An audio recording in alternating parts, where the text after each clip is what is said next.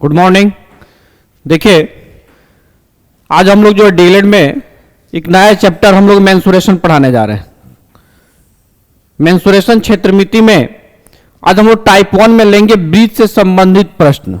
Breathe से संबंधित प्रश्न, ब्रीथ से संबंधित प्रश्न में पहला नंबर प्रश्न है कि 37 सेंटीमीटर, सीएम का मतलब होता है सेंटीमीटर, व्यास वाले ब्रीथ की त्रिज्या ज्ञात करें। तो सबसे पहले हम लोग क्षेत्रमिति शुरू करने से पहले ये जानना पड़ेगा कि ये व्यास क्या होता है, फिर यहां दे दिया है त्रिज्या क्या होता है। अगर इसका आंसर निकाला जाए तो त्रिज्या ज्ञात करने के लिए बोल रहा है, तो त्रिज्या का फॉर्मूला होता है, त्रिज्या को रेडियस कहते हैं इंग्लिश में, और रेडियस का फॉर्मूला होता है d/2, यानी व्यास का आधा कर देने पर हमारा त्रिज्या निकल जाता है। तो देखिए कि 37 सीएम आपका व्यास है और इसका अगर बट्टा 2 करेंगे तो 37.5 का आधा कितना हो जाएगा, 18.5 सेंटीमीटर, जो कि ये आंसर दिया। लेकिन ये कैसे हुआ, ये कैसे आया, इस सारी चीजों को हम लोग पहले ब्रीथ के कंसेप्ट को समझे एक एक चीज, फिर हम लोग आगे बढ़ेंगे। देखिए, अगर ब्रीथ के कंसेप्ट को अगर हम लोग समझते हैं यहां तो देखेंगे कि ब्रीथ होता क्या है। सबसे पहले समझेंगे कि ब्रीथ यानी सर्कल होता क्या है, इन चीजों को समझने की कोशिश करेंगे। कि अगर मान लीजिए कि एक ये जो है ना अपना जैसे अंगूठा है, ये समझ लीजिए एक अंगूठा है और मैंने यहां पे इसको पिंच कर दिया, और मैंने क्या किया कि इसी तरह से लेके मैंने क्या किया, चारों तरफ से ये गोल घिस दिया। जैसे गांव में एक धान वगैरह अनाज वगैरह रखने के लिए बेरी बनता है, देखें आप लोग बेरी का, देखें तो बेरी का भी कभी बेरी का जो निर्माण होता है वो कैसे होता है, उस चीजों को देखा आपने कैसे। उसमें होता क्या है कि एक हम लोग क्या करते हैं कि मूवेबल माने जो नाचे है ना, एक मूवेबल हम यहां खूंटा गाड़ देते हैं, ठीक है, खूंटा गाड़, और उस खूंटा में क्या किया जाता है कि जितना चौड़ा अगर लेना है बेरी, उसमें रस्सी बांध दी जाती है और रस्सी के एंड में एक नुकीला चीज बांध दिया, और यहां भी हो गया, और क्या किया जाता है कि इसको नचा दिया जाता है। इससे क्या होता है कि अगर ये हो गया, अगर इसके चारों तरफ नचाएंगे तो इस सेम डायरेक्शन, यानी जितना दूर जो है, जितना रस्सी सेम लंबाई का है, तो अगर यहां से यहां अगर जितनी दूरी है उतना ही से उतना ही दूरी यहां पे भी रहेगा, उतना ही दूरी यहां पर भी रहेगा, उतना ही दूरी यहां भी रहेगा, और उतना ही दूरी यहां भी रहेगा, उतना ही दूरी यहां भी रहेगा। दूसरी चीज, आपका दूसरा एग्जांपल आप क्या ले सकते हैं, साइकिल देखें, साइकिल देखे होंगे आप लोग, साइकिल के पीछे का पहिया चाहे आगे का पहिया, वो भी देखे होंगे, बीच में से जो स्पोक निकला रहता है, जिसको हम लोग स्कोप कहते हैं ना, स्पोक जो निकला रहता है, देखेंगे बीच में एक आपका यहां रहता है और वहां से ये क्या चीज देखिएगा, स्पोक निकला रहेगा। और देखिएगा जितना भी स्पोक निकालिएगा उस सारे के सारे स्पोक क्या होते हैं, एक ही साइज का ना होता है, एक ही साइज का होता है। तो ये जो बीच वाला सेंटर जहां से हम लोग दूरी मापते हैं, इस वाले को हम लोग कहते हैं केंद्र। क्या कहते हैं, केंद्र। ठीक है, चलिए अगला स्लाइड पे लेके चलते हैं। जो ये वाला सेंटर है इसको हम लोग कहते हैं सेंटर। सेंटर को हिंदी में कहते हैं हम लोग केंद्र। क्या है, केंद्र। और जो है रस्सी की जो लंबाई होती है ना, रस्सी की लंबाई, इसको हम लोग कहते हैं त्रिज्या। क्या कहते हैं, त्रिज्या। इसको क्या कहेंगे, त्रिज्या। सब कहेंगे त्रिज्या, यहां से जितनी भी निकलेगा, जितना स्पोक होगा, उस सब के सब कहलाता है त्रिज्या। यानी त्रिज्या जो है, इसमें देख रहे हैं कि इसमें जितनी मर्जी उतनी त्रिज्याएं खींची जा सकती है, जितनी मर्जी उतनी त्रिज्या सके। तो पहला एक तो हो गया कि इसमें असंख्य त्रिज्याएं खींची जा सकती हैं, इसमें असंख्य त्रिज्याएं खींची जा सकती है। एक आपका प्रश्न यहां से बना कि इसमें असंख्य त्रिज्याएं खींची जा सकती है। अगला स्लाइड देखेंगे। जब यही सर्कल को क्या करेंगे कि सेम यहां से यहां लेके गए तो इसको क्या कहेंगे, त्रिज्या। इसी को यहां से यहां लेकर क्या गए तो क्या कहेंगे, और जब इसी त्रिज्या को हम लोग इधर भी बढ़ा देंगे तो टोटल यहां से लेकर के यहां तक, कि टोटल यहां से लेकर यहां तक को हम लोग कहते हैं व्यास। क्या कहते हैं? व्यास। और व्यास को अंग्रेजी में कहते हैं हम लोग डायामीटर। डायमीटर को इसलिए डी से डिनोट किया जाता है, और डी मतलब क्या होता है? व्यास। क्लियर? जब इस केंद्र से, समझेंगे, जब इस केंद्र से होकर ये बाबू यहां से, जब केंद्र से मान ली कि इस छोर से लेकर और इस छोर तक जाने वाली रेखा जो केंद्र से होकर गुजरती है उसे क्या कहते हैं? व्यास। फिर देखेंगे अगर ये यहां से भी जाती हैं तो इस कोण से के बस केंद्र से होकर गुजरे तो इसको भी क्या कहेंगे? यहां से भी यहां जाएगी तो क्या कह लेंगे? इसको भी व्यास। अच्छा देखेंगे, एगो व्यास जो है को त्रिज्या को मिलाकर बन रहा है, एगो ये त्रिज्या और एगो ये त्रिज्या। नहीं देख रहे हैं? मान लीजिए टोटल व्यास है तो यहां से लेकर यहां तक को क्या कहते हैं? त्रिज्या। त्रिज्या को अंग्रेजी में क्या कहते हैं? रेडियस। रेडियस। रेडियस को आर से डिनोट करते हैं और इसको हम लोग कहते हैं त्रिज्या। क्लियर? तो अगर यहां से यहां तक एक त्रिज्या और एक यहां से यहां तक एक त्रिज्या हो तो ये भी आर है और वो भी आर है, यानी टोटल व्यास का बराबर, टोटल व्यास जो बना हुआ है ये व्यास को आर को मिला के बना हुआ है 2। अगर यहां अगर आर त्रिज्या का मान 5 है तो ये भी 5 है, तो ये भी कितना होगा? 5। तो टोटल मिला के कितना? 10। तो देख रहे त्रिज्या का कितना जा रहा है? वो 2 गुना जा रहा है। क्या जा रहा है? त्रिज्या का 2 गुना। और अगर मान लीजिए कि व्यास अगर बाबू 20 है तो इसका मतलब त्रिज्या कितना होगा? अगर पूरा ही 20 है व्यास तो त्रिज्या कितना होगा? क्यों? इसलिए कि टोटल का ही 2 को मिला के ना बना है व्यास, यानी उसका आधा हो जाएगा, आर बराबर हो जाएगा d/2 हो जाएगा। क्लियर? इतनी सारी चीजें समझा? थोड़ा और आगे बढ़ते हैं, देखेंगे। अभी ये सेंटर हो गया और ये क्या हो गया? ये सेंटर हो गया और ये आर हो गया, ये त्रिज्या हो गया और ये सेंटर हो गया ओ। वृत्त को हमेशा हम लोग C फॉर सर्किल और O for R, O for centre और R फॉर रेडियस से सूचित किया जाता है, से सूचित किया जाता है, सूचित किया जाता है। यहां COR से सूचित किया जाता है इसलिए कि C फॉर होता है सर्कल और O फॉर सेंटर और R फॉर, यानी वह वृत्त जिसका केंद्र O है और त्रिज्या क्या है? R है, यानी वह सर्कल जिसकी क्या हो? केंद्र O हो और रेडियस कितना हो? R हो, उसको क्या कहते हैं? वृत्त कहा जाता है। क्लियर? अब देखेंगे, आपने क्या देखा कि त्रिज्या हो गया और जब यहीं से यहां तक मैंने इसको जब लेके इधर से इधर चला गया तो इसको हम लोग कहते हैं, माने ये ए पॉइंट है और ये कौन सा पॉइंट है? ये बी पॉइंट है, तो यहां ए बी क्या हुआ? व्यास हुआ। ए बी क्या हुआ? व्यास हुआ। और ये वाला क्या हुआ? त्रिज्या हुआ। तो बाबू व्यास अगर खींचना हो तो ये भी यहां से लेके चल जाएंगे इधर से इधर, तो व्यास भी कितना खींचे जा सकते हैं?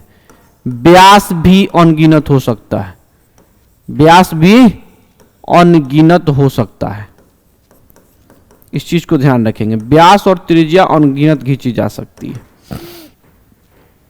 अच्छा, इस व्यास देखिएगा, ये टोटल जो सर्कल है, टोटल जो सर्कल जो बना हुआ है आपका सर, ये टोटल सर्कल को कितने भाग में बांटा? देखिए तो अगर हम इसको आगे लेके जाते हैं इस तरीके से तो देखेंगे कितने भागों में बांटा। टोटल आधा भाग इधर और इसको 2 भाग में इधर। जैसे आप लोगों ने सेव वगैरह खाया है, जब एप्पल को देखते होंगे, जब बीच बीच फाड़ते होंगे तो देखिए कि 2 इस तरह का बन जाता है कि नहीं? बन जाता है। तो जो हम लोग, और ये बीच में हमारा क्या बनता है? सेंटर होता है ओ, यह भी सेंटर क्या हो जाता है? ओ। क्लियर? तो जो ये जब 2 भागों में बांटा इसी को हम लोग कहते हैं अर्धवृत्त। क्या कहते हैं? अर्धवृत्त। यह भी अर्धवृत्त हुआ और यह भी अर्धवृत्त हुआ, यानी इंग्लिश में इसको कहते हैं हम लोग सेमी सर्कल। सेमी सर्कल, इस चीज को ध्यान रखेंगे, सेमी सर्कल।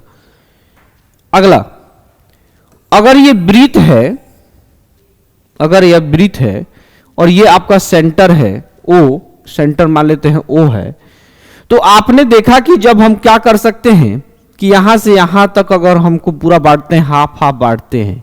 अब सेव को कितने तरीके से, मान ली कोई एप्पल है तो उसको बीचे बीचे फाड़ दिया जाता है ना, एप्पल है अगर काटना है उसको तो बीच बीच काट देंगे। लेकिन अगर वही नींबू है, नींबू को मान लीजिए थोड़ा सा बड़ा सा, अगर नींबू है आपका, लेमन बड़ा है और उसको हाफ थोड़ा सा मान लीजिए निचोड़ना है तो क्या करते हैं, ऊपर से थोड़ा सा काट देते हैं कि नहीं। हो सकता है कि आप उसको यहीं से काट दें। जब इस जैसे यहां से काटेंगे आप तो एक ये ऐसे बन गया और एक आपका ये पूरा बड़ा सा ये यूं बन गया, बन गया, हो जाता है। तो इस अब यहां पे इन चीजों को ध्यान रखेंगे आप, इन चीजों को ध्यान रखें कि मैं क्या कहने जा रहा हूं। जो ये वाला लंबाई है ना, ये इसको, ये देखिए टोटल जो वृत्त होगा ये, और टोटल वृत्त जो होता है, जो जब इस पे हम चलते हैं ना, जब यहां से देखिए जो टोटल जिस पे चलते हैं, मान ली गोल रास्ता, हर गोल रास्ते पे जो चल रहे हैं, तो इसी गोल रास्ते को हम लोग कहते हैं परिधि। क्या कहते हैं? परिधि। इस गोल रास्ते को हम लोग क्या कहते हैं? परिधि। और इसी परिधि को जब हम दो भागों में बांट देते हैं तो देखिए एक भाग यहां से बन गया और एक भाग यहां से बन गया, बड़ा वाला। अच्छा देखेंगे ये किस आकार का है। अगर हम थोड़ा सा यहां खटकावना उटकावना लगा दें, यहां खटकावना लगा दे तो किस आकार का है? देखिएगा आप लड़की लोग जो चाप लगाती हैं, चाप बैक पिन, पुराना वाला बैक पिन देखे ना, गड्ढा तरफ होता है, जैसे यहाँ खटकेंगे तो खटक जाता है, देखें। तो उसी जब चाप जो है इसको हम लोग कहते हैं चाप। क्या कहते हैं? यहां से यहां की जो लंबाई होती है, जैसे मान लीजिए कि अगर ये ए है और ये बी है और यहां से ये एम है, तो हम इसको अगर ए एम बी कहें तो चाप की आकार ऐसे होता है, इसको ऐसे दिखाया जाता है। तो ए एम बी जो है इसको कहते हैं चाप। चाप को अंग्रेजी में कहते हैं हम लोग आर्क। क्या कहते हैं? आर्क। तो देखेंगे अभी चाप जैसे हम इसको दो भागों में जब ऐसे ऐसे बांटा, जब इसको जैसे मैंने दो भागों में बांटा तो एक छोटा बना और एक वो बड़ा बना। तो जो छोटा वाला को देखेंगे, छोटा वाला है, इसको हम कहते हैं लघु चाप। क्या कहेंगे? लघु चाप। और बड़ा वाला को क्या कहेंगे? दीर्घ चाप। इसको अंग्रेजी में कहते हैं हम लोग मेजर आर्क, मेजर आर्क। और इसको हम लोग अंग्रेजी में कहते हैं माइनर आर्क।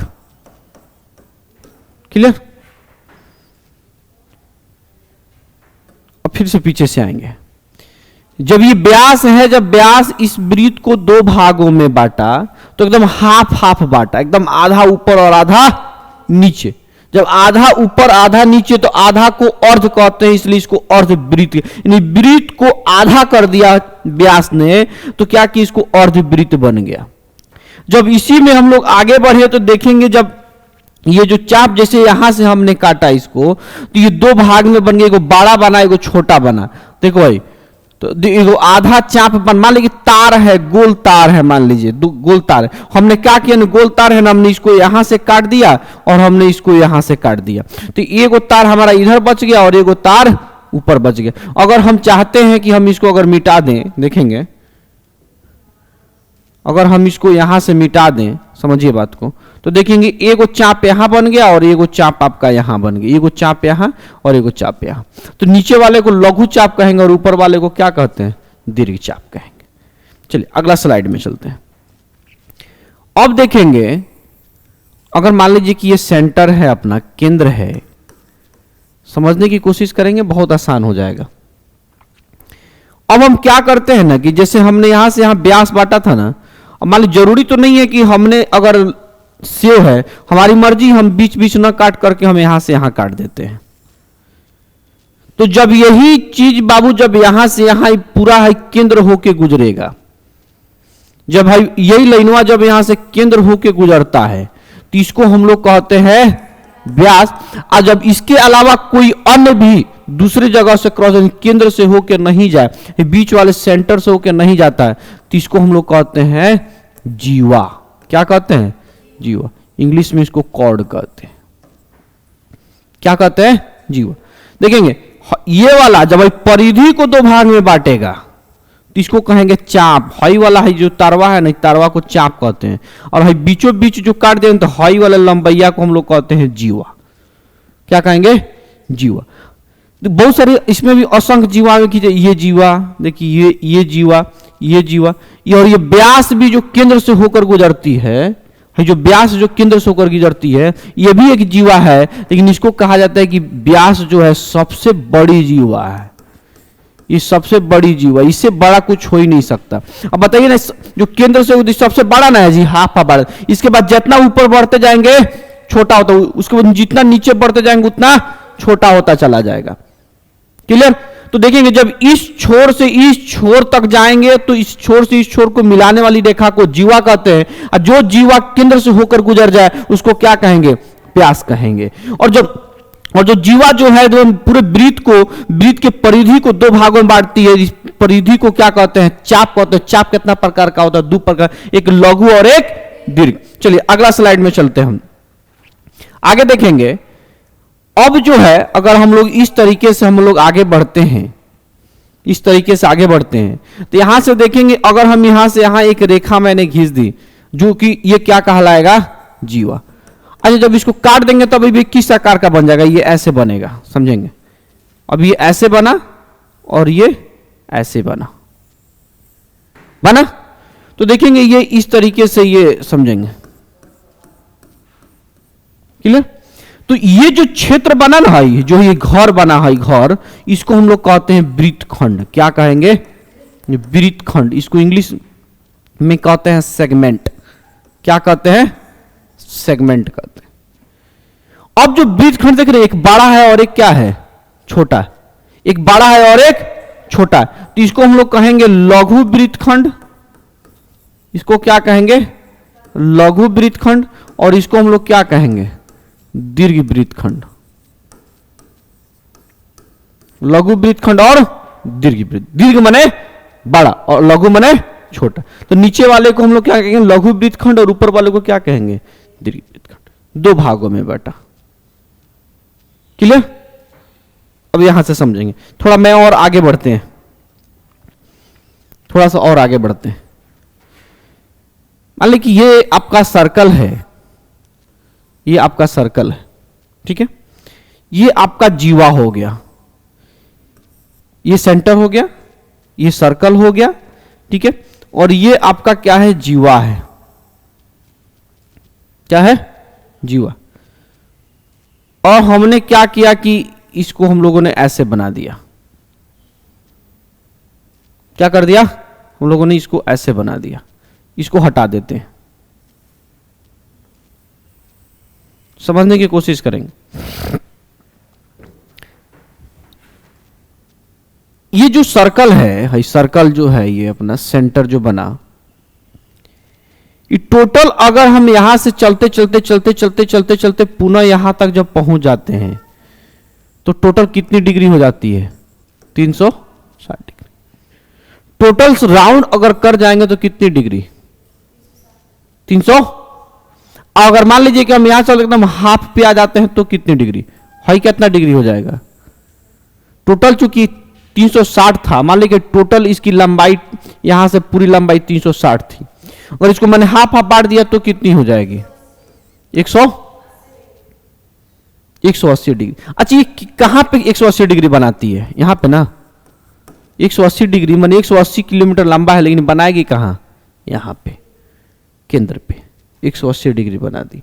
अच्छा, मान लीजिए कि हम इसमें से क्या करते हैं कि हम इसमें सिर्फ इतना ही काटते हैं, यहां से और यहां से काटते हैं। अच्छा, मान लीजिए कि टोटल है लंबाई इसका 360 डिग्री था, हाफ 180 डिग्री था, तो मान लीजिए हम इतना काटे तो इसकी भी कुछ लंबाई होगी कि नहीं होगी? होगी ना लंबाई। ये जो लंबाई होगी, अगर मान लीजिए कि ये लंबाई यहां से हम क्या करते हैं कि यहां से यहां तक इसको त्रिज्या और इसको हम यहां से त्रिज्या मिला दिए, तो टोटल मान लीजिए 360 डिग्री, तो इसको मान लेते हैं कितना डिग्री है? मान लीजिए थीटा डिग्री है। माना कि इसकी लंबाई हमको नहीं मापना पड़ेगा, तो इसकी लंबाई को क्या मान लेते हैं? Theta degree. क्या मान लेते हैं? ये मान लीजिए कि थीटा डिग्री का एंगल हो गया। हो सकता है कि ये 60 डिग्री हो, इसको हो सकता है कि टोटल 360 है तो हो सकता है कि 60 डिग्री कटाओ, 70 डिग्री कटाओ, 65 डिग्री कटाओ। तो ये जो एरिया बना ना, ये वाला एरिया है, इसमें देखेंगे इसको भी हम लोग क्या कहते हैं, त्रिज्या। और चूंकि केंद्र से परिधि को मिला दिया गया तो इसको भी हम लोग क्या कहेंगे, त्रिज्या। और दोनों त्रिज्याओं को दोनों त्रिज्या देखिए, दो गो त्रिज्या, इसमें क्या है, दो गो त्रिज्या है, दो गो त्रिज्या प्लस एक भाई चाप है, एक चाप मिलाकर क्या बना, इसको कहते हैं हम लोग त्रिज्यखंड। क्या कहते हैं, इसलिए कि त्रिज्या इसमें दो है, इसलिए त्रिज्यखंड। इसको इंग्लिश में कहते हैं सेक्टर। क्या कहते हैं, सेक्टर। तो आपको मैंने क्या क्या समझाया, जरा बातों को समझेंगे, शुरू से समझने की कोशिश करेंगे। सबसे पहले मैंने क्या समझाया कि जिस फिक्स पॉइंट को लेकर के हम क्या करते हैं, जिस फिक्स पॉइंट पे हम लोग ये क्या करते हैं, खंबा गाड़ते हैं, और खंबा गाड़ के जो हम लोग खींचते हैं ये वाला, जैसे परकाल आप लोग लेते हैं डिवाइडर, तो डिवाइडर होता है, डिवाइडर को हम लोग ऐसे रखते हैं, पेंसिल को यहां फंसाते हैं और ऐसा ही ना करते हैं जी। तो ये जो जितना फैलाते हैं वो इसकी क्या कहलाती है, त्रिज्या। और जहां पे परकाल का नोक रखते हो क्या कहलाता है, केंद्र। क्लियर। अब देखेंगे अगला पॉइंट में मैंने क्या समझाया कि ये जो सेंटर है, सेंटर को ओ से डिनोट करेंगे और इसे असंख्य त्रिज्याएं खींची जा सकती हैं, और सभी त्रिज्याएं आपस में क्या होगी, बराबर होगी। चलिए अगला मैंने क्या बताया कि अगर यहां के बीच क्या करेंगे, इसी त्रिज्या इधर गया और इसी त्रिज्या को हम लोग क्या करेंगे, दूसरे तरफ भी बढ़ा देंगे, तो क्या कहलाएगा, व्यास कहलाएगा। और चूंकि व्यास दो त्रिज्या को मिला के बन रहा है, इसलिए डायमीटर इज इक्वल टू कितना हो जाएगा, 2 गुणित त्रिज्या, और यहां रेडियस इज इक्वल टू क्या हो जाएगा, डायमीटर बटा 2 हो जाएगा। उसी तरह से वृत्त को क्या चीज सूचित करेंगे, COR से सूचित किया जाता है। व्यास भी कितना खींचा जा सकता है, अनगिनत खींची जा सकती है। ठीक है। और वृत्त का जो व्यास है, वृत्त को दो भागों में बांटती है, तो दोनों को क्या कहेंगे, अर्धवृत्त कहते हैं। आगे मैंने क्या बताया कि इस टोटल परिधि को, टोटल रास्ता जो लंबाई चल रहा है वृत्त पर, इस वृत्त को क्या कहते हैं, परिधि कहते हैं। क्या कहते हैं, इस परिधि को जब दो भागों में बांट देंगे, जब दो भागों में बांट देंगे तो दोनों लंबाई को हम लोग क्या कहते हैं, चाप कहते हैं। क्या कहते हैं, तो छोटा वाला को लघु चाप कहेंगे, बड़ा वाला को दीर्घ चाप कहते हैं। दूसरा उसके बाद बताया कि जब वृत्त के परिधि को एक छोर से दूसरे छोर को मिलाने वाली रेखा, एक छोर से दूसरे छोर को मिलाने वाली रेखा को क्या कहते हैं, जीवा कहते हैं। और जीवा भी अनगिनत हो सकती है, और जो जीवा केंद्र से होकर गुजर जाएगी उसको क्या कहते हैं। जैसे एग्जाम में हमेशा प्रश्न पूछा जाता है कि सबसे बड़ी जीवा को क्या कहते हैं। अच्छा, व्यास क्या होती है, सबसे बड़ी जीवा होती है। क्या होती है, इस चीज को ध्यान रखेंगे, बहुत ही VVI है ये। सबसे बड़ी जीवा को हम लोग क्या कहते हैं जी। आगे मैंने क्या बताया कि जीवा जो है वृत्त को दो भागों में बांटती है, एक बड़ा और एक छोटा। तो छोटा वाले को लघु वृत्तखंड कहते हैं, ऊपर वाले को दीर्घ वृत्तखंड कहते हैं। उसके बाद बताया कि दो त्रिज्याओं और एक चाप के द्वारा बने हुए क्षेत्र को क्या कहेंगे, त्रिज्यखंड कहेंगे। क्लियर। चलिए अब हम लोग क्वेश्चन पे सीधे आते हैं। देखिए क्वेश्चन पे आते हैं।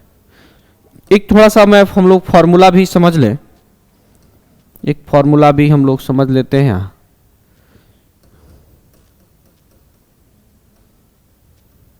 चलिए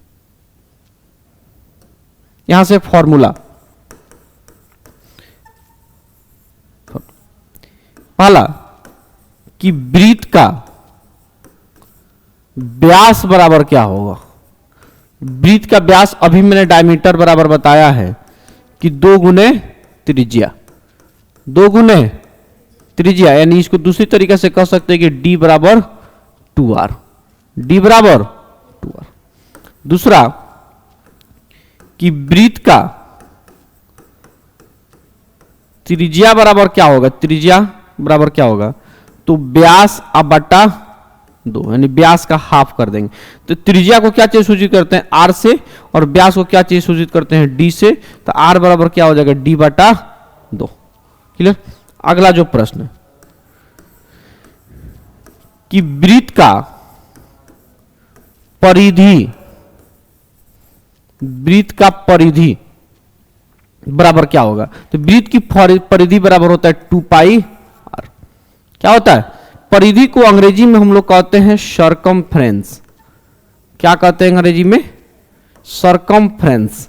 सरकमफ्रेंस बराबर होता है 2 पाई R, 2 पाई। जब या इस चीज को देखेंगे, या और जब ये व्यास दिया रहेगा तो इसी का हो जाएगा पाई डी। क्यों?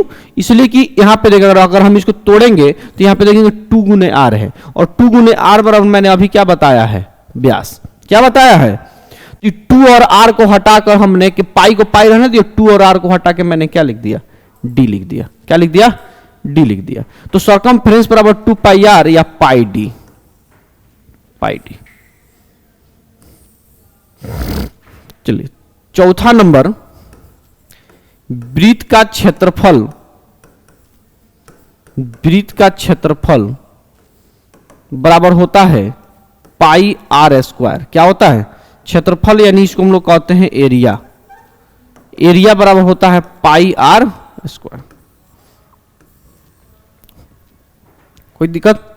चलिए अगला जो है,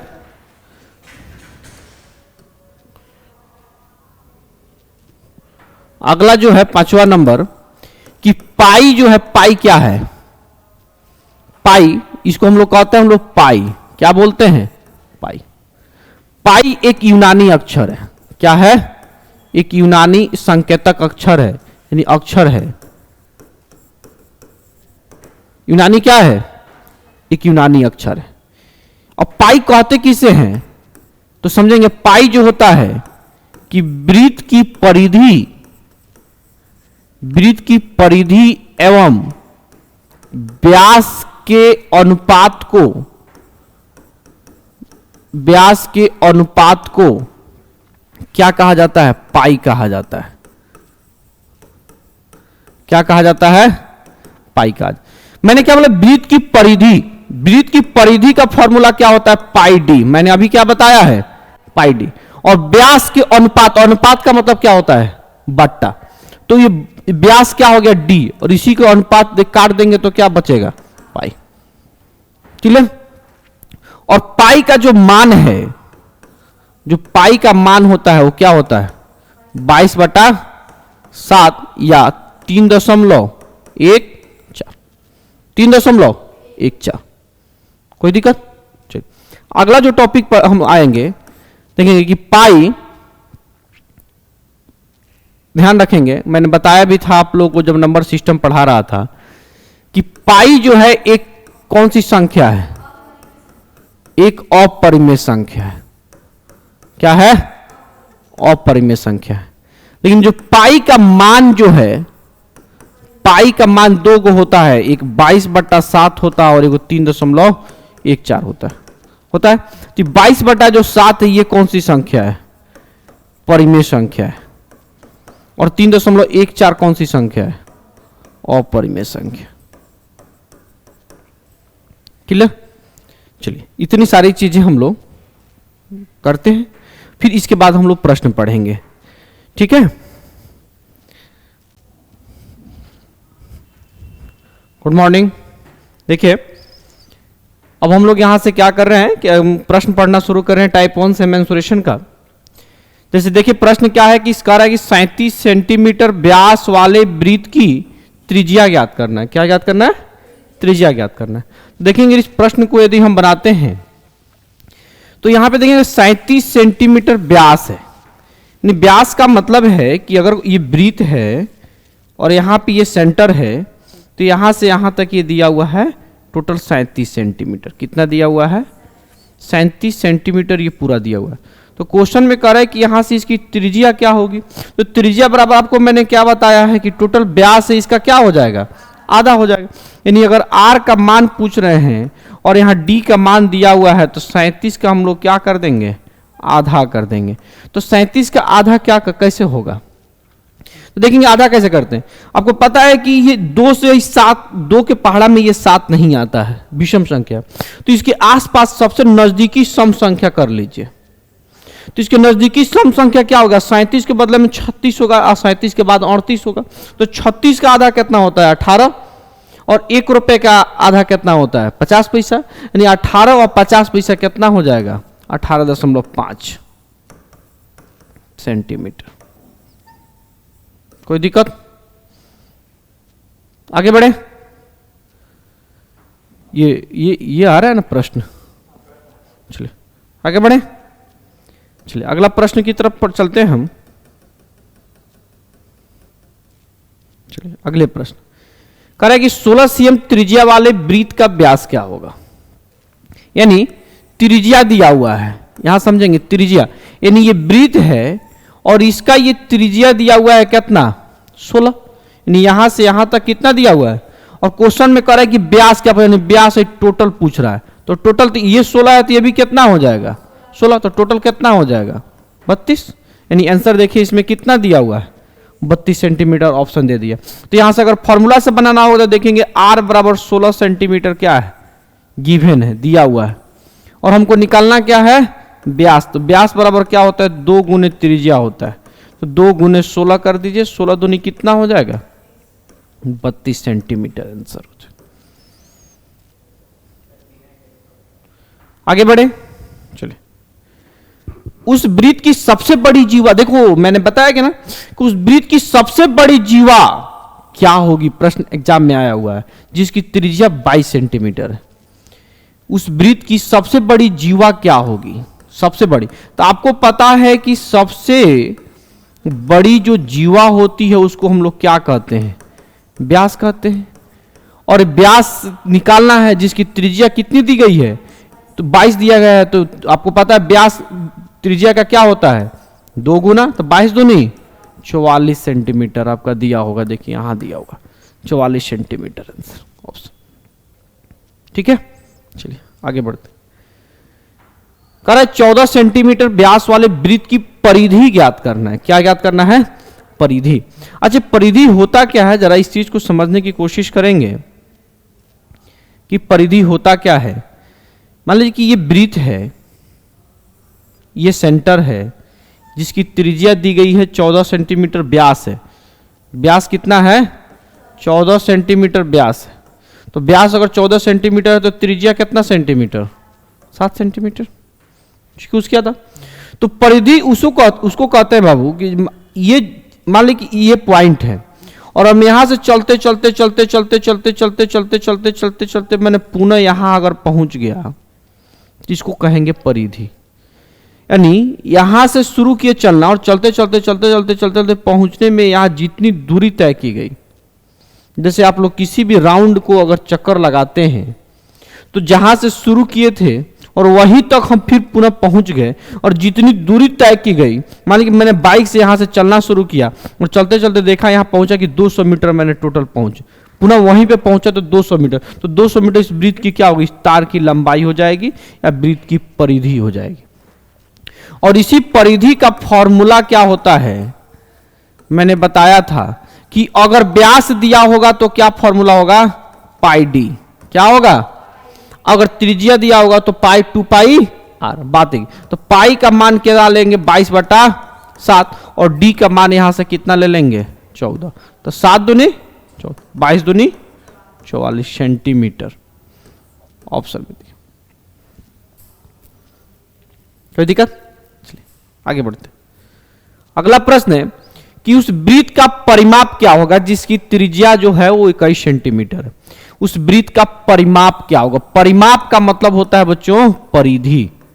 परिधि और परिमाप क्या होता है, एक ही चीज होता है, परिधि। त्रिज्या 21 सेंटीमीटर दिया तो फॉर्मूला क्या लगेगा 2 पाई आर, तो 2 पाई का वैल्यू कितना 22/7 और आर की वैल्यू कितनी 21, 7 3 जा 21। ठीक है, ये देखेंगे इसका मल्टीप्लाई करेंगे तो कितनी 22 दूनी 44, 44 में 3 से मल्टीप्लाई कर लीजिए, तो 44 का पारा 3 बार पढ़ना है? तो हम लोग क्या करते हैं कि 40 का पारा 3 बार पढ़ दे, तो 40 3 120 और 3 दूनी 6, 3 चौका 12, कितना हो जाएगा 132 दिया हुआ, 132 दिया हुआ। आगे बढ़े,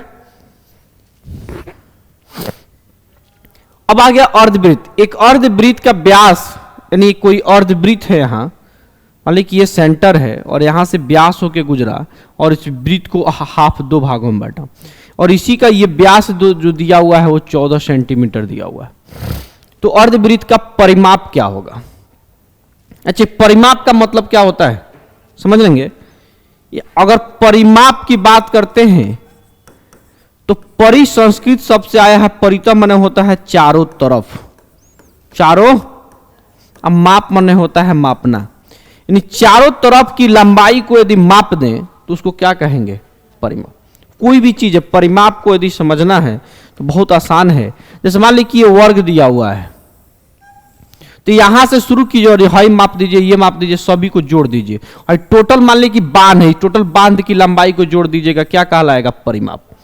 सर्कल है, सर्कल है, पूरे को जोड़ दीजिए, क्या हो जाएगा? परिमाप। त्रिभुज दिया हुआ है, इस सब यहां से शुरू कीजिए और इस सब को जोड़ दीजिए, तीनों भुजा को, क्या कहलाएगा? परिमाप। ठीक है, तो सेम उसी तरह अगर इसका परिमाप पूछ रहा है, इसका मतलब है कि सबको क्या कर देंगे?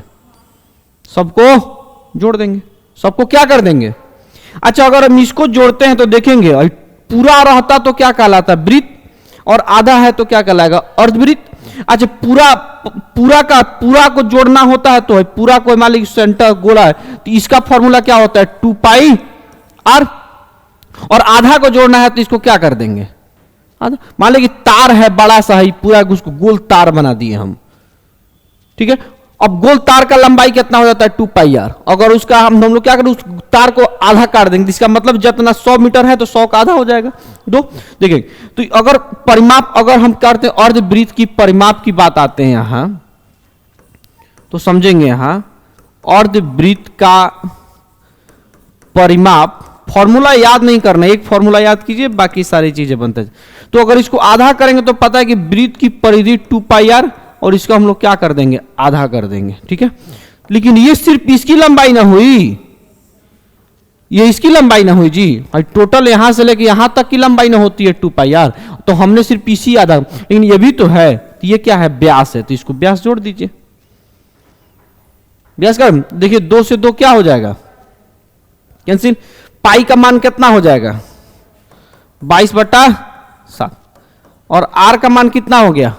अगर 14 सेंटीमीटर बाबू व्यास दिया है तो आर कितना हो जाएगा? 7। अब प्लस 14, 7 से 7 काट दीजिए, 22 14 कितना हो जाएगा? कितना जी? 36। तो 36 दिया होगा, देखिए दिया हुआ है 72 21 87 9 9 30। कोई दिक्कत? आगे बढ़े। 36 सेंटीमीटर आंसर। चलिए आगे बढ़ते। एक अर्धवृत्त की त्रिज्या जो दी गई है 21 cm, त्रिज्या जो दी गई है 21 cm, तो अर्धवृत्त की परिधि क्या होगी?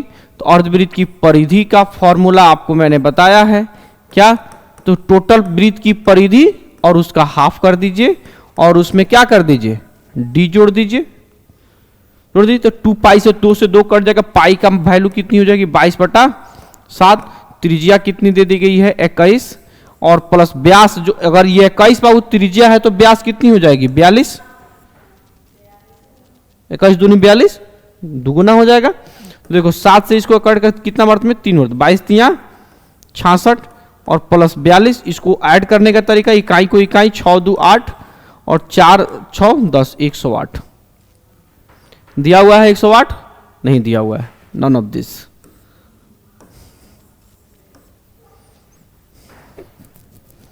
क्लियर? चलिए आगे बढ़ते हैं। अगला प्रश्न में जो दिया हुआ है, एक पहिए का व्यास जो है 1.26 मीटर है। क्या है? एक पहिए का जो व्यास है 1.26 मीटर है। देखेंगे तो एक चक्कर लगाने में कितनी दूरी तय करेगा? अच्छा, मान लीजिए कि ये पहिया है, ये पहिया है और इसको एक चक्कर लगाना है। अच्छा, एक चक्कर का मतलब क्या हुआ कि ये चलते चलते चलते तो एक बार यहां से यहां पहुंच जाएगा तो क्या कहलाएगा? इसी को एक चक्कर कहेंगे ना। चक्कर का मतलब कोई भी गोल चीज है उसके चारों जहां से शुरू किए थे पुनः घूमते घूमते वहीं पहुंच गए तो क्या कहलाएगा? आप पुनः बाबू वहां पे 2 बार चक्कर लगाते तो क्या करेंगे? उसी स्थान पे, फिर मान लीजिए यहां से घूम रहे हैं, फिर आते थे घूमे 1 बार, फिर आगे फिर घूमे 2 बार, ये निकला। तो एक चक्कर, और हम देखेंगे इस यहां से पहुंचते चलते चलते पुनः यहां तक पहुंच गए तो इसको क्या कहते हैं? एक चक्कर। और इसी को तो हम लोग कहते हैं परिधि। अभी तो मैंने बताया कि यहां से चलते चलते पुनः यहां तक पहुंचेंगे तो इसी को क्या कहते हैं? परिधि। यानी कहने का मतलब यह है कि एक चक्कर का मतलब होता है, एक चक्कर का मतलब होता है 1 गुने परिधि। और जो चक्कर लगाना होगा उसी चीज को उतना बार घूम जाएंगे। तो एक बार घूमे तो एक परिधि, 2 बार घूमे तो 2 गुने परिधि, 5 बार घूमे तो 5 गुने परिधि। तो देखेंगे पहले तो एक चक्कर लगाने में कितनी दूरी तक है, तो एक चक्कर बराबर निकालिए 1 गुने परिधि के फॉर्मूला क्या होता है, यहाँ व्यास दिया हुआ है तो पाई डी, तो पाई का मान कितना हो जाएगा 22/7 और डी की मान कितना हो जाएगा 1.26 मीटर। देखेंगे इस सब मीटर में ही दिया हुआ है तो मीटर में ही कन्वर्ट कर लीजिए। देखिए दशमलव उड़ाने के लिए नीचे क्या कर देंगे, क्योंकि दशमलव उड़ाने के लिए दशमलव के बदले में 1 और दशमलव के बाद 2 को अंक तो 2 7 से इसको काटेंगे तो कम अर्थ में कटेगा 18, कितना अर्थ में, तो क्या हो जाएगा 22 गुने कितना हो जाएगा 18, अब बट्टा कितना हो जाएगा 100। अब 22 का पारा 18 बार पढ़ना है तो 22 का पारा 20 बार पढ़ दीजिए, 22 दूनी 440, 22 दूनी 44 होता है 396, अब बट्टा कितना हो जाएगा 100, भागा दीजिए 3.96 मीटर हो जाएगा, कितना हो जाएगा 3.96 मीटर, यानी 3.96 मीटर इसमें नहीं, यहाँ पे या तो सेंटीमीटर देना था तो यहाँ पे आप दशमलव कर लीजिएगा, यहाँ पे 3.96 मीटर हो जाएगा, यहाँ पे दशमलव कर लीजिए, पॉइंट बना लीजिएगा, 3.96 क्या हो जाएगा मीटर आंसर। कोई दिक्कत, एक चक्कर। अब इसी चीज को पूछेगा कि 500 चक्कर, देखिए इसी प्रश्न सेम है, यहां बोला कि 500 चक्कर में कितनी दूरी तय करेगी, तो 500 चक्कर पूछ रहा है। तो आपको मैंने बताया कि एक चक्कर का मतलब होता है कि 1 गुने कितनी, 1 गुने परिधि। तो अगर मैं पूछ रहा है कि 500 चक्कर में कितनी हो जाएगी, तो 500 चक्कर मतलब होता है 500 गुने परिधि। तो कर लीजिए 500 गुने परिधि के वैल्यू निकले तो 1.26 देखेंगे तो 22 पाई डी होता है 22/7 और डी की वैल्यू कितनी हो जाएगी 1.26 मीटर। क्या मीटर है, इसको देखिए दशमलव उड़ाने के लिए 2 को 0 नीचे कर दीजिए, यहां देखिए 2 को 0 से 2 को 0 क्या हो गया कैंसिल, 7 से इसको काट दीजिए, 18 7 कितना होता है 126, देखिए 5 हो गया, ये 22 हो गया और ये 18 हो गया। 22 को क्या किया 5 से गुना कर लीजिए, 22 का आधा, 5 से गुना करने का तरीका मैंने क्या बताया था, 22 को आधा करके 0, 22 का आधा 11, एक 0 बैठा दीजिए 18, 18 को 0 है तो 0 को पहले गुना कर, 18 का पारा 11 बार पढ़ना है तो 18 का पारा 10 बार पढ़िए 180 और एक बार और जोड़ दीजिए 198, यानी 1980 क्या हो जाएगा ये मीटर हो जाएगा। देखिए 1980 मीटर दिया हुआ है आंसर। कोई दिक्कत, जितना चक्कर बोलेगा उतनी चक्कर में परिधि से क्या कर देंगे हम मल्टीप्लाई कर देंगे। क्लियर, आगे बढ़े। एक पहिए का अर्ध व्यास, अच्छा अर्ध व्यास का मतलब क्या होता है, अच्छा अर्ध व्यास का मतलब होता है व्यास का क्या, व्यास का आधा। अच्छा व्यास का आधा का क्या मतलब, डी है और इसका क्या कर देंगे तो d/2 को ही तो हम लोग क्या कहते हैं और इसका मतलब ये वैल्यू जो दिया है ये कितना क्या दिया है, आर का वैल्यू दिया है, आर की वैल्यू कितना सेंटीमीटर दिया हुआ है 14 सेंटीमीटर दिया हुआ। क्लियर, कह रहा है कि 44 किलोमीटर दूरी तय करने में यह कितनी चक्कर लगाएगा। तो देखेंगे एक चक्कर बराबर मैंने क्या बताया था 1 गुने परिधि बताया था ना, एक चक्कर बराबर 1 गुने परिधि।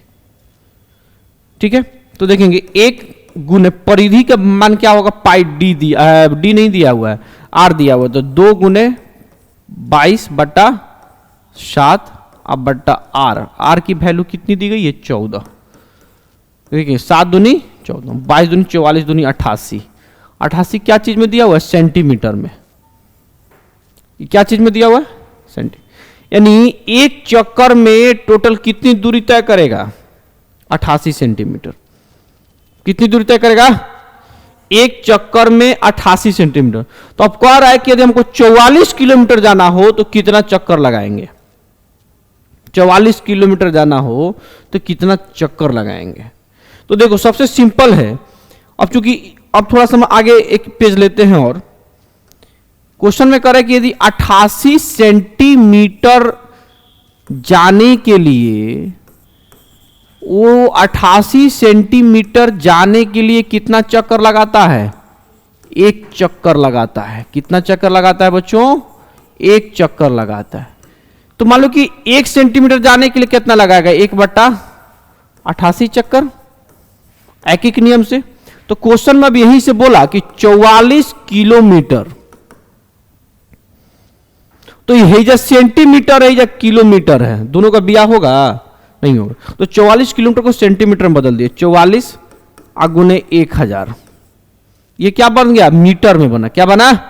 ये मीटर में बना, समझिए, मीटर हुआ।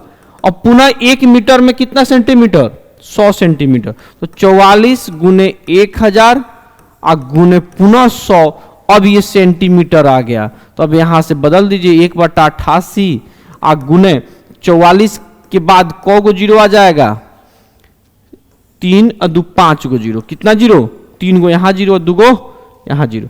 यानी किलोमीटर को सेंटीमीटर में बदलना, तो किलोमीटर को पहले मीटर में बदलिए। 1 किलोमीटर में 1000 मीटर, तो 44,000 मीटर हो गया। अब पुनः इसको क्या करना है? सेंटीमीटर में बदलना है, तो पुनः 100 मीटर। अब देखेंगे, ऐसा कीजिए, इसको अब हम काटने में थोड़ी समस्या होगी। अब इसको देखिए कितना आसानी से काट लेंगे। हम क्या करते हैं ना कि इसको हम लोग ऐसे करते हैं, 44 गुने 1 के बाद हम लोग 5 जीरो डाल देते हैं। तो 44 दूनी 88 हो गया, और 2 से 10 कटेगा, कितना मरते हैं? 5 और 4 गो जीरो, 1 2 3 4, यानी टोटल 50,000 चक्कर आ जाएगा। कितना चक्कर आ जाएगा? 50,000 चक्कर।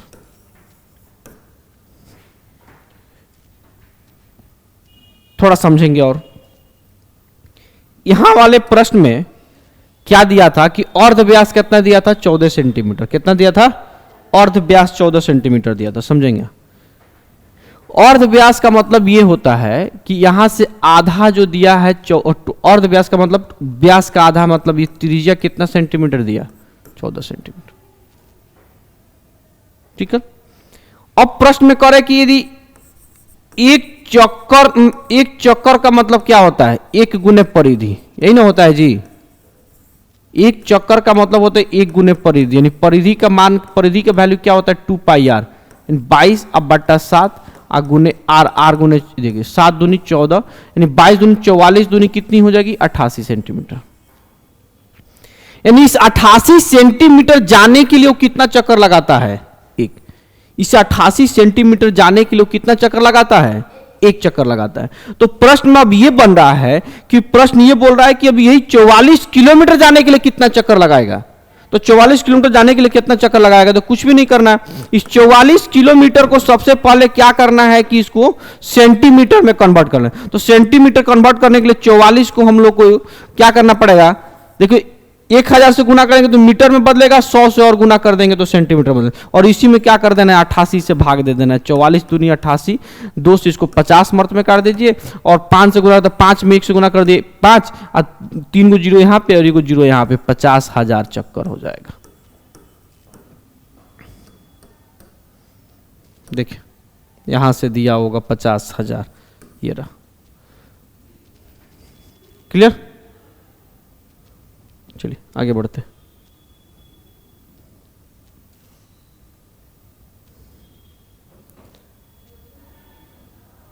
अब यहां से देखिए,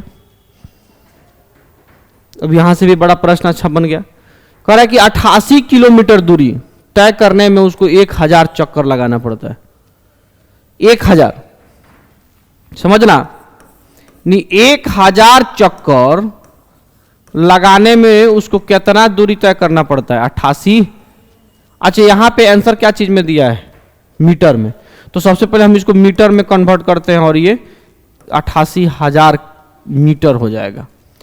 अच्छा, हमको पता है तो पहिए की त्रिज्या कितनी होगी?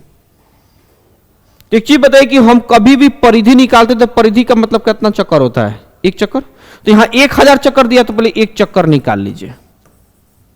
तो 1 चक्कर का मतलब हुआ कि 88,000 बटा नीचे कितना? 1000, 000 से ट्रिपल, यानी 88 मीटर। और आपको पता है कि है ना, 1 चक्कर को, इसी तो 1 चक्कर को हम लोग क्या कहते हैं? इसी 1 चक्कर को क्या कहते हैं? 1 गुना परिधि, इसी को ना कहते हैं जी। तो एकदम इजी हो गया। देखेंगे अभी 1 चक्कर का मान कितना दे दिया है? 88, और एक परिधि का फॉर्मूला क्या होता है, 2 गुने पाई बटा पाई और इंटू आर। तो आर का ही तो मान निकालना है, यहां निकालना है।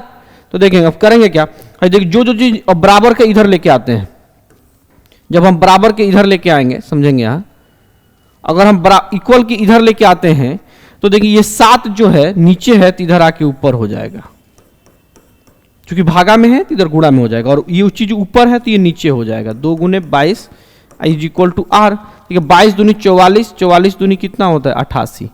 ठीक है, और 7 दूनी 14, यानी आर की वैल्यू कितनी आ गई 14। देखिए आंसर दिया हुआ है 14 मीटर, एकदम इजी लैंग्वेज में। ठीक है, आगे बढ़े, चलिए अब आगे देखिए वृत्त के क्षेत्रफल संबंधी प्रश्न आ गया। अब यहां से टाइप 4 आ गया, वृत्त की क्षेत्रफल संबंधी प्रश्न अब हम लोग पढ़ेंगे। वृत्त की समूह, अभी मैंने बताया था ना वृत्त की क्षेत्रफल का फॉर्मूला क्या होता है, वृत्त का क्षेत्रफल का फॉर्मूला क्या, वृत्त की क्षेत्रफल का फॉर्मूला होता है पाई आर स्क्वायर। तो पाई की वैल्यू कितनी आ गई 22/7, और आर की वैल्यू यहां कितनी दी गई है 14। आर की वैल्यू कितनी 14। तो बाबू आर स्क्वायर ना है, स्क्वायर का मतलब क्या होता है, इसको कितना बार 2 बार। तो 7 दूनी देखेंगे 22 दूनी कितना हो जाएगा 44, और गुने कितना हो जाएगा ये 4। अब इसको मल्टीप्लाई कर दीजिए, जैसे मर्जी उस तरह से मल्टीप्लाई कर लीजिए। 14 का पारा 40 बार पढ़ लीजिए। ठीक है, तो 14 का पारा 40 बार पढ़ेंगे तो कितना हो जाएगा 14 चौका 56, 560। 44 बार पढ़ना है तो 14 चौका 56 और जोड़ दीजिए, कितना हो जाएगा 616। 600 कितना हो जाएगा 16, यहां दिया हुआ।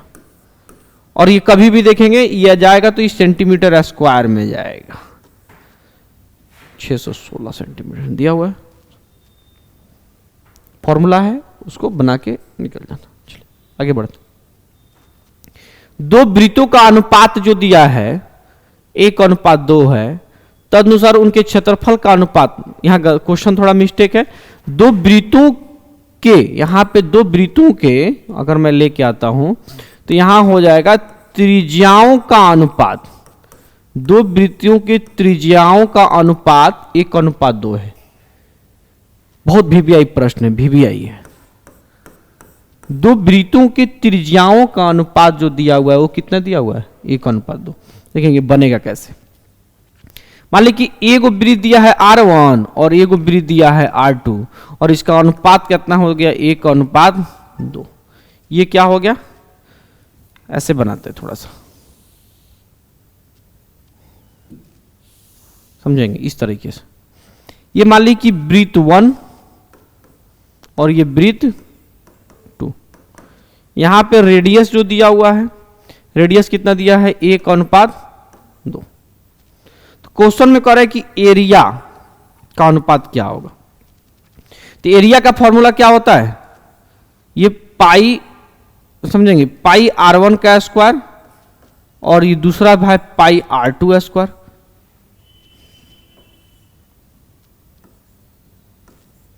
ठीक है, क्योंकि यहां पे ये दिया हुआ तो इसको हम लोग R1 मान लेते हैं और इसको क्या मान लेते हैं R2 मान लेते हैं। अब एक ही क्लास में 2 को सोनू नाम का लड़का हो और बोलूंगा मैं सोनू खड़ा हो जाओ, तो 2 को एक ही नाम के 2 हो तो सोनू बोलेंगे तो कौन खड़ा होगा, या दोनों खड़े होंगे या दोनों एक दूसरे को तो तुमको बोले हैं कि हमको बोले हैं, होंगे ना।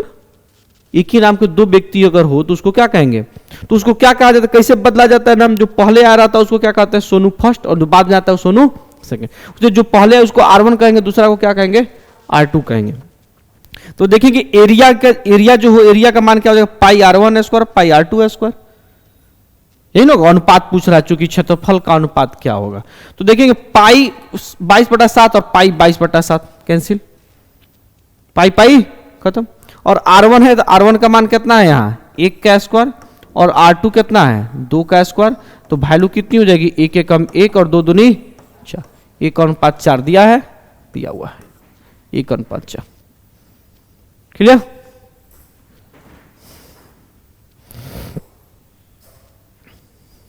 आगे बढ़े।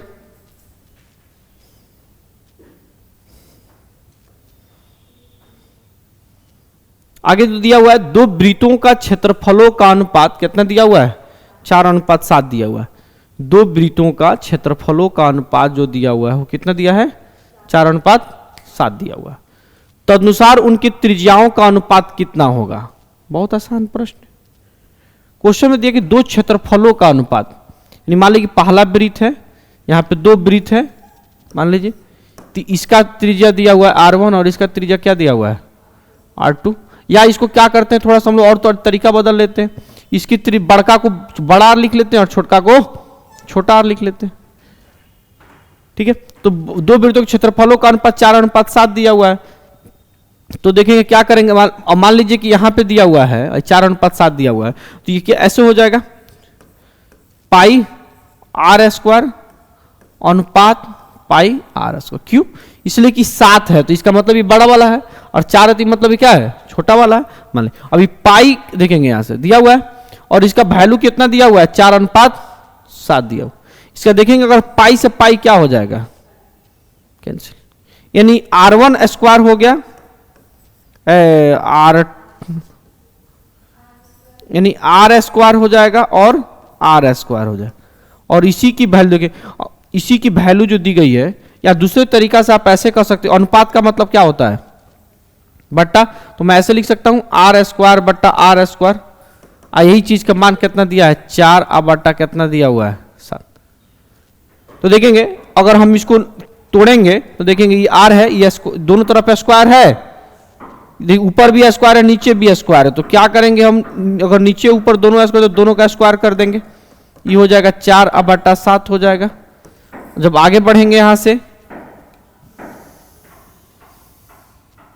जब आगे बढ़ते इधर स्क्वायर है तो इधर जाकर क्या हो जाता है, रूट अंडर हो जाता है।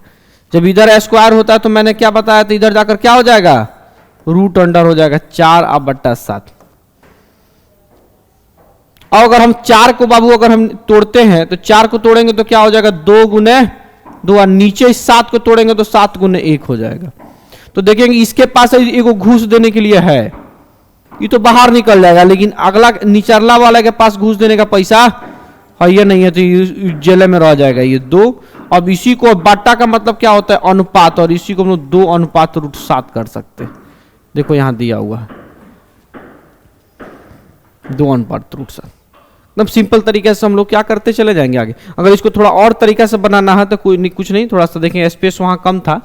कह रहा है कि दो क्षेत्रफलों का अनुपात, तो मान लीजिए छोटका है पाई R² दिया हुआ है, देखेंगे फिर अनुपात का मतलब क्या होता है, बट्टा, और इसी का वैल्यू कितना दिया है, 4/7 दिया था ना। अनुपात का मतलब बट्टा, पाई से पाई क्या हो गया, और देखेंगे इधर स्क्वायर है तो उधर जाके क्या हो जाएगा, रूट अंडर। तो आपको पता है कि 4 का वर्गमूल कितना होता है, 2, और 7 का वर्गमूल नहीं निकलता है तो √7। और यही आपका सीधे 2 लाइन में आंसर हो गया, 2√7 दिया हुआ है। अब जितना रिवीजन करेंगे वो इतनी आसानी से बनता चला जाएगा। देखेंगे किसी वृत्त की परिधि कितना दिया हुआ है, किसी वृत्त की परिधि जो दी गई है वो कितना सेंटीमीटर, तो उसका क्षेत्रफल ज्ञात करें। वृत्त की परिधि दिया हुआ है कितना, 44 सेंटीमीटर, तो उसका क्षेत्रफल कह रहा है कि ज्ञात करने के लिए बोल रहा है, एकदम इजी में है। अच्छा, वृत्त की परिधि का फॉर्मूला क्या होता है, 2 पाई R बराबर कितना दिया हुआ है, 44। थोड़ा सा आगे बढ़े, 2 गुने 22 और बट्टा 7 गुने R बराबर कितना हो जाएगा, 44। 22 दूनी 44 से 44 कैंसिल, इसलिए कि ये ऊपर है, इधर जाएगा तो क्या हो जाएगा, नीचे, नीचे से नीचे कट जाएगा। तो R का मान 7 नीचे उधर जाके क्या हो जाएगा, तो R का मान हो गया 7 सेंटीमीटर। तो कह रहे कि उसका क्षेत्रफल ज्ञात करना है ना। तो क्षेत्रफल अगर निकलना, तो क्षेत्रफल का फॉर्मूला क्या होगा, पाई R²। तो पाई का मान कितना हो जाएगा, 22/7, और R का मान यहां से कितना आ गया, 7। तो 7 का स्क्वायर करेंगे, 7 गुने 7 से 7 काट दीजिए, 22 सत्ते कितना हो जाएगा, 154। दिया हुआ है? नहीं दिया हुआ है?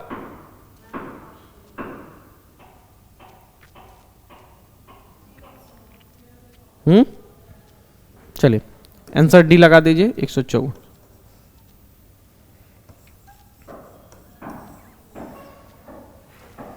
ठीक है, आगे बढ़े।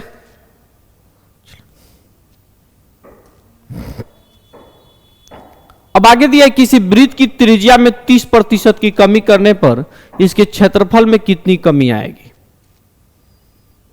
यदि किसी वृत्त की त्रिज्या में 30% कमी करने पर इसकी क्षेत्रफल में कितनी कमी आ जाएगी, कितनी कमी आ जानी चाहिए?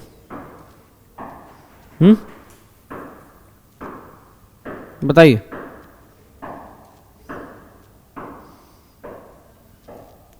प्रश्न बनेगा कैसे? प्रश्न बनेगा कैसे, समझने की कोशिश करना है। क्लियर? कई तरीका से बन सकता है, प्रश्न को कई तरीका से बनाया जा सकता है, कई तरीका से। अच्छा, परसेंटेज के हिसाब से बनाएंगे तो कितना कमी दिया हुआ है, यानी -30% कमी दिया हुआ है। समझेंगे क्या चीज में? त्रिज्या में। क्या चीज में? यानी रेडियस में। अच्छा, 30% को तोड़ेंगे तो कितना हो जाएगा? -30 अब बट्टा कितना 100। 0 से 0 कट के आया कितना? -3 बट्टा। तो मैंने हमेशा क्या बताया कि नीचे वाला हमेशा क्या होता है? रियल होता है। क्या होता है? रियल है तो ओरिजिनल होता है, और ऊपर वाला वही चीज होता है जो यहां लिखा रहे। यानी ये जो दिखा दिया कमी, इसका मतलब रियल पहले जो ओरिजिनल जो रेडियस है, ओरिजिनल जो त्रिज्या है वो कितना है? 10, और जो कम कितना हुआ? 3, यानी हो कितना गया? 7। ओरिजिनल रेडियस कितना हुआ? और मान लेते अगर हम कहते हैं कि अगर ओरिजिनल त्रिज्या जो है, रेडियस जो है वो कितना हो गया? 10, और आपका कमी के बाद त्रिज्या कितना हुआ? अगर कमी के बाद त्रिज्या की बात करें तो कितना हो जाएगा? 7।